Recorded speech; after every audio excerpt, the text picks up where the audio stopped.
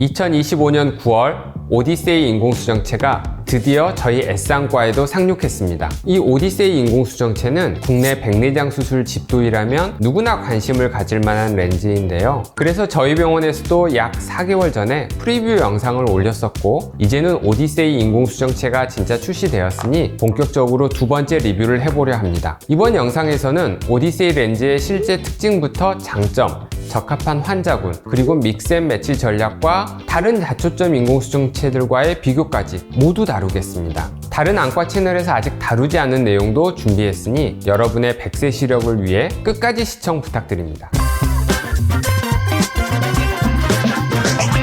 안녕하세요. 여러분의 평생 안과 주치의 S안과 김종현 원장입니다. 오늘의 주제는 많은 분들이 기다리셨던 바로 오디세이 노안 교정 인공수정체입니다. 오디세이 인공수정체는 존슨앤존슨사의 시너지 인공수정체의 후속 모델입니다. 사실 전작인 시너지 인공수정체가 경쟁사인 알콘사의 클라레온 페놉틱스와의 경쟁에서 좋은 결과를 얻지 못했는데요. 그래서 이번에는 존슨앤존슨사가 야심차게 준비했을 터라 좀 기대가 되긴 합니다. 오디세이 인공수정체의 특징을 살펴보면요, 기본적으로는 전작 시너지와 같은 회전형 다초점 인공수정체인데, 특징적으로 여기에 연속 초점 기술을 더해 원거리, 중간거리, 근거리까지 부드럽게 이어지는 시야를 제공합니다. 보통의 회전형 다초점 인공수정체는 이 중간거리에 시야가 흐려지는 부분, 갭이 존재하게 되는데요. 오디세이 렌즈는 이런 단점을 개선해 초점이 뚝뚝 끊어지지 않고 자연스럽게 연결되는 것이 장점입니다. 그래서 두 가지 원리를 함께 적용했기 때문에 하이브리드 인공수정체라고 부르기도 합니다. 오디세이는 연속 초점 기술이 들어갔다면 빛 배분 비율은 없는 건가요? 예를 들어서 페놉틱스는 원거리 50, 중간거리 25, 근거리 25 이렇게 공개되었잖아요. 오디세이의 회전형 인공수정체의 설계가 적용되기 때문에 원칙적으로 빛 배분은 있습니다. 다만 고전적인 계단형 배분표는 아니고요. 제조사에서는 끊김없는 연속적인 시야를 강조하면서 구체적인 비율은 공개하지 않고 있습니다. 고정된 비율이 아닌 부드럽게 이어지는 분배 방식이라고 이해하시면 정확합니다. 다음은 오디세이 인공수정체의 장점을 말씀드리겠습니다. 먼저 원거리, 중간거리, 근거리를 균형감 있게 모두 아우르는 연속적인 시야를 제공합니다. 특히 모니터나 식탁, 창문 같은 이런 생활 속 중간거리에서의 선명도가 우수한 편입니다. 두 번째 장점은 프리폼 회절 기술 덕분에 후광이나 눈부심 같은 빛번짐 현상이 줄어들었다는 점입니다. 예전 모델인 시너지 인공수정체가 이 부분이 약했기 때문에 존슨앤존슨사에서도 신경 썼을 거라고 생각됩니다. 실제 임상 결과에서도 수술 1개월 뒤 조사에서 환자의 약 93%가 빛번짐이 없거나 경미하다고 응답했습니다. 세 번째 장점은 수술 후 약간의 근시, 원시, 난시가 남더라도, 즉 굴절 오차가 있더라도 원거리 시력이 안정적으로 잘 나온다는 점입니다. 이 부분도 이전 모델인 시너지 인공수정체의 약점이었는데 오디세이에서 잘 보완된 것 같습니다. 또 어두운 환경에서도 대비감이 잘 유지되는 것으로 나타났습니다. 그리고 오디세이 인공수정체도 퓨어시와 마찬가지로 옵티블루 라이트 필터가 포함되어 있어 황반의 해로운 보랏빛 파장을 차단하고 색감은 자연스럽게 유지합니다. 이렇게 완벽해 보이는데 혹시 오디세이 렌즈는 약점은 없을까요? 장점만 있는 인공수정체는 물론 없겠죠. 최신 인공수정체인 오디세이 역시 단점이 분명히 존재합니다. 첫 번째는 선명도의 한계입니다. 회절형과 연속초점 인공수정체의 특성이 함께 들어가다 보니 빛이 여러 초점으로 분산됩니다. 그 결과 단초점 인공수정체에 비해 선명도는 다소 떨어질 수 있습니다. 두 번째는 근거리 시력의 제한입니다. 중간거리까지는 강점이 있지만 독서나 스마트폰처럼 아주 작은 글씨를 보는 근거리 작업에서는 클라레온 페놉틱스나 시너지 렌즈보다 다소 부족할 수 있습니다. 물론 임상 결과에서는 97%의 환자가 근거리 시력이 J2 이상, 즉 신문 본문 글씨 정도는 무난히 읽을 수 있었습니다. 다만 아주 작은 글씨를 장시간 보려는 분들은 아쉬움이 있을 수 있습니다. 근거리 강조한 시너지 후속작으로 오디세이가 나왔으니 시너지 후속작이라고 부르기 좀 어려운 거 아닌가요? 사실 이거는 전작에서 좀 약간 성공을 많이 못했기 때문에 전략을 좀 바꿨다고 할 수 있죠. 그래서 근거리에 치중을 하기보다는 시너지의 약점인 원거리와 또 빛번짐에 더 중점을 둔 후속 제품이라고 볼 수 있습니다.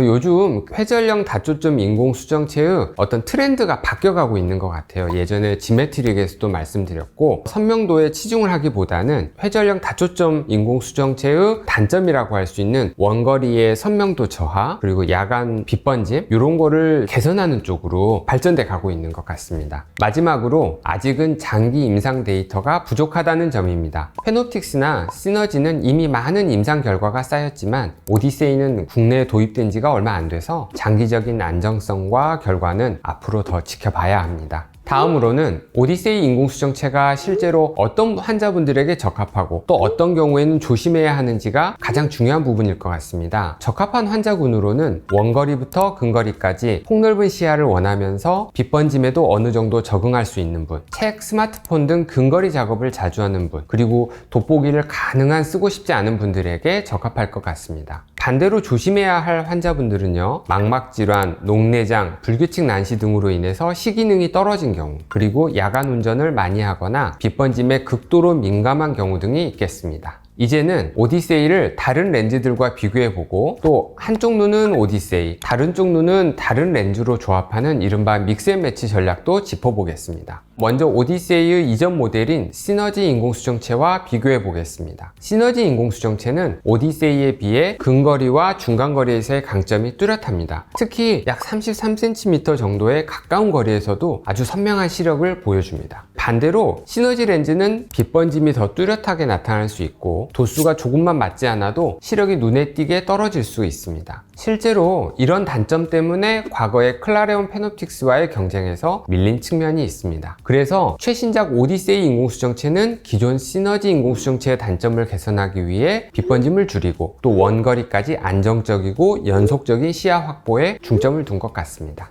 다음은 클라레온 페놉틱스와의 비교입니다. 알콘사와 존슨앤존슨사는 전 세계 노안 인공수정체 시장을 두고 치열하게 경쟁하고 있습니다. 현재 시장에서 알콘사의 클라레온 페놉틱스 인공수정체가 가장 널리 쓰이고 있기 때문에 오디세이가 가장 많이 비교되고 경쟁할 대상도 역시 클라레온 페놉틱스입니다. 클라레온 페놉틱스 인공수정체는 근거리 성능이 매우 뛰어나 휴대폰, 독서, PC 작업을 많이 하시는 분들에게 만족스러운 결과를 제공합니다. 다만 원거리 시력이 경우에 따라 회복이 조금 더딘 단점이 있습니다. 반면 오디세이 인공수정체는 원거리와 중간거리의 연속성과 빛번짐 감소를 장점으로 내세우고 있습니다. 다만 근거리는 전작 시너지에 비해 조금 약할 수 있을 것 같습니다. 우리 병원에도 오디세이 렌즈가 들어왔잖아요. 혹시 첫 번째 수술 받은 환자분이 계실까요? 저희 이제 병원 철학처럼 해외에서도 좋은 임상 결과를 가지고 있고 국내에서도 안전하게 일정한 결과를 나오기 때문에 환자분께 이제 믿고 또 시술을 또 해드릴 수 있었고요. 또 해드린 분들도 회사에서 얘기하는 대로 수술 다음날 1.0 이렇게 시력이 잘 나와서 제 마음도 편했습니다. 근데 이제 장기간의 어떤 시력과 또 근거리 만족도, 생활 속에서 어떤 불편함 없는지는 계속 경과를 봐야겠지만 아직까지는 꽤 만족스러워 하십니다. 오디세이가 근거리가 약하면 시너지와의 믹스앤매치는 어떨까요? 같은 플랫폼을 공유하니 말이죠.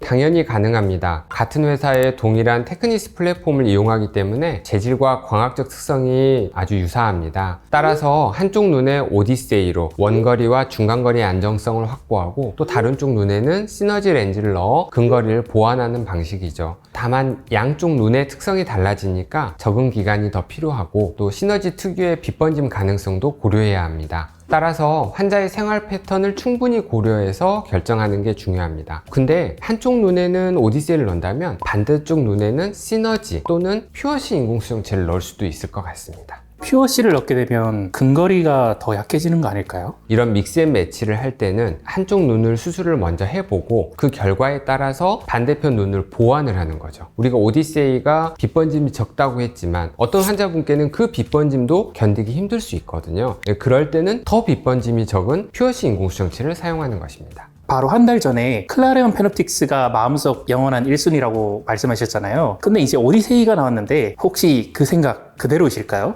오디세이 인공수정체가 제일 최근에 출시된 아주 따끈따끈한 제품이다 보니 실제로 기대가 큰 것은 사실입니다. 현재로서는 페놉틱스가 근거리에서 여전히 강점을 보이지만 오디세이 인공수정체는 원거리와 중간거리의 안정성 그리고 빛번짐 개선 덕분에 새로운 선택지가 될 수 있다고 생각합니다. 선생님, 만약에 프로가 나오면 어떻게 될까요? 아마 내년에는 정말 클라리온 페노틱스 프로와 오디세이 인공수정체의 양강 구도가 펼쳐지지 않을까. 그래서 이런 알콘사와 존슨앤존슨사의 제품의 개발, 출시를 보면 아이폰과 갤럭시, 휴대폰 출시를 보는 것 같아서 이번에는 누가 이길까? 또는 어떤 새로운 기술, 혁신을 보여줄까 기대하는 게 저희들의 재미이기도 합니다. 존슨앤존슨은 근거리보다는 좀 더 연속적이고 깨끗한 원거리 시야 쪽으로 방향을 튼 것 같고, 알콘사는 클라리온 페노틱스가 여전히 근거리를 강조한다면 두 방향이 좀 달라지는 거 아닐까요? 클라리온 페노틱스 그 알콘사에서도 이 클라리온 페노틱스의 약점을 알고 있거든요. 그래서 그 부분을 보완하는 쪽으로 아마 출시가 되지 않을까 생각하고 있습니다. 오늘의 결론입니다. 오디세이 렌즈는 기존 다초점 렌즈의 단점을 보완해 원거리부터 중간거리까지 안정적인 연속 시야와 빛번짐 감소를 동시에 추구하는 렌즈입니다. 다만 아주 근거리를 강조하시는 분들께는 클라리온 페노틱스나 시너지가 더 적합할 수 있습니다. 반대로 운전이나 컴퓨터, 일상 활동에서 안정적인 시야를 원하는 분들께는 이 오디세이가 좋은 선택지가 될 수 있습니다. 결국 중요한 건 어떤 렌즈가 제일 좋은가가 아니라 본인의 생활 패턴과 눈 상태에 맞는 렌즈를 선택하는 것입니다. 오늘 영상이 도움이 되셨다면 구독과 좋아요 부탁드리고 전 다음에 더 좋은 영상으로 찾아뵙겠습니다. 이상 S안과 김종현 원장이었습니다. 감사합니다.